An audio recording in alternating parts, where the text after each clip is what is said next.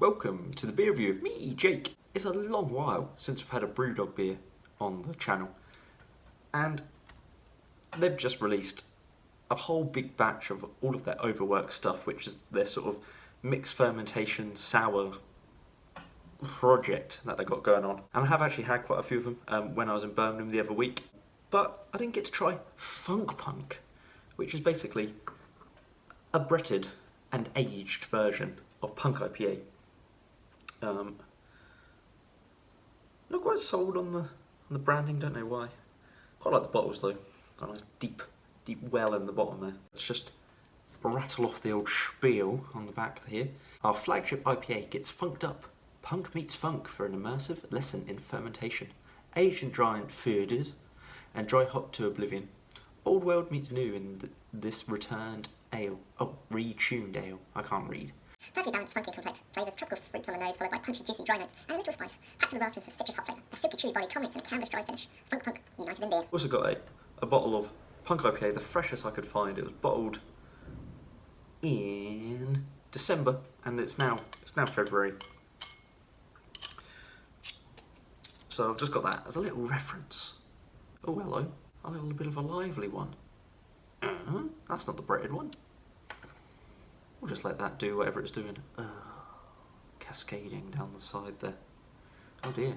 Anyway, let's get the breaded one open. Hopefully we don't get a reaction of that nature. No, looks pretty good.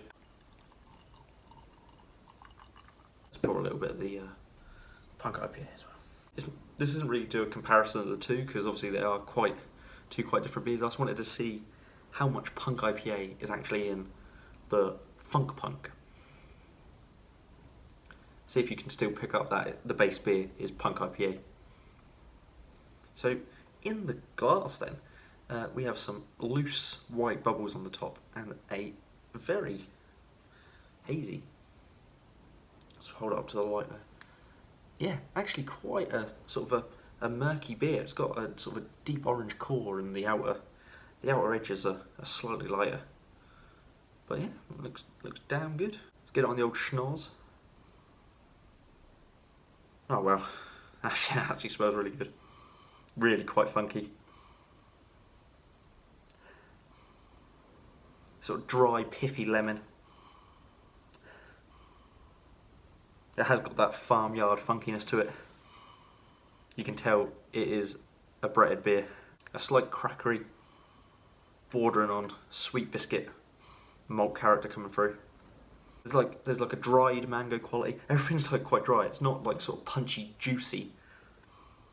Everything's quite subdued. It's like dried apricot, dried mango. But that doesn't smell half bad. Let me just have a little sniff of the old Punk.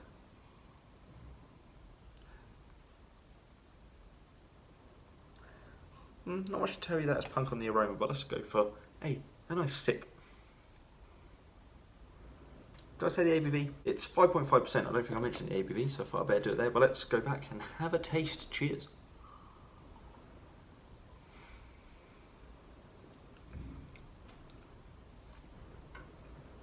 Ooh.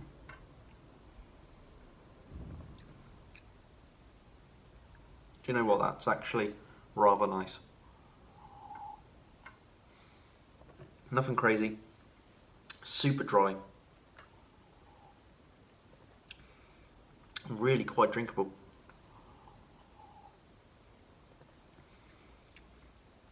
I mean, it's a common misconception, I think, that sort of Brett makes beers sour, which it actually doesn't. Brett is all about that sort of funky quality.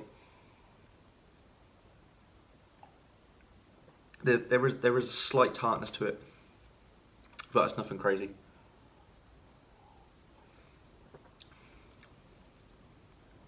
It's got that earthy, ratty farmyard funk to it. Again, nice lemon quality. I mean, it's super dry and finishes really clean. There's something slightly phenolic about it, but it's not off-putting. Let's have another little pour here. But for me, it's apricot-y. Again, dried mango.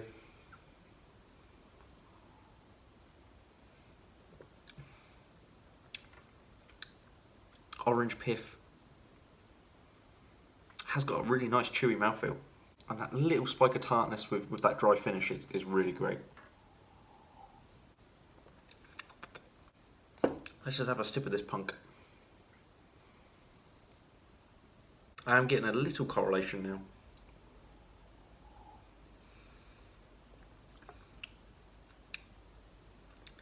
There is a. It's quite strange. Bear with me, but I'm picking up a distinct marmalade on toast character in each beer. That's the only similarity I can pick between these two beers. It's sort of irrelevant that they use punk IPA in this.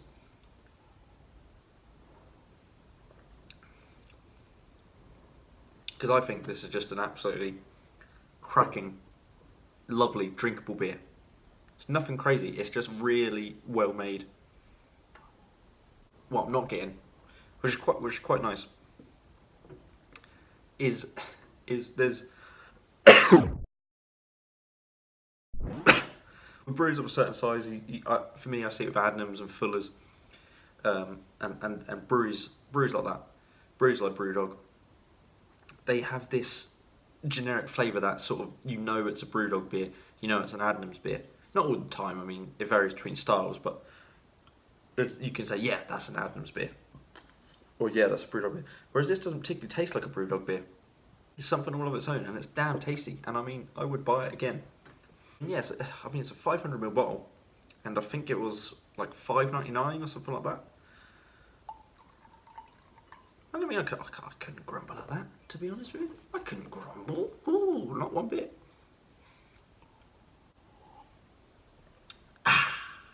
I have to say, I have enjoyed what I've had from the Overworks series so far, thusly. And I've really enjoyed this. I mean, I'm a huge fan of sour beer. Or mixed fermentation beer, or anything like that. And yeah, some of their other stuff in the Overworks series is more extreme. But for just pure enjoyment and drinkability, I'd say this is my favourite out of the bunch so far. I mean, its connection to punk IPA, maybe that's a gateway in for people who aren't used to these styles of beer, and I think this one is actually really accessible, really drinkable. And the question always is, for me, would I buy it again? And in this case, I definitely would buy it again. Definitely, especially, I mean, if I saw this on at a BrewDog bar, I'd get this straight away, boy. Make no mistake. That was everything from BrewDog's Overworks Funk Punk Brett Fermented IPA. I've been Jake. Remember to like and subscribe, and I'll see you on the next one. Cheers.